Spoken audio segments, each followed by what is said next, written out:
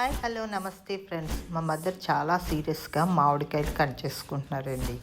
ఎందుకు అంటే కొత్త ఆవకాయ పచ్చడి పెట్టడానికి అనేసి.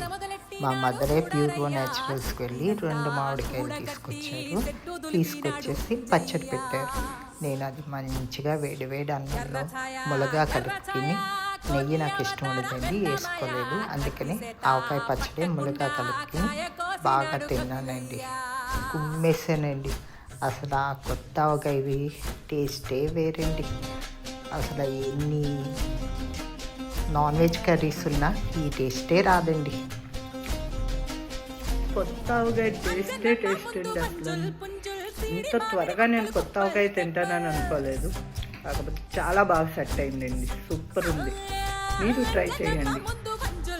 ఇప్పుడు కాయలు వస్తున్నాయి కదా, 1 కాయ 2 కాయలు, ఇది 2 కాయలు పచ్చడి అండి, అంతే.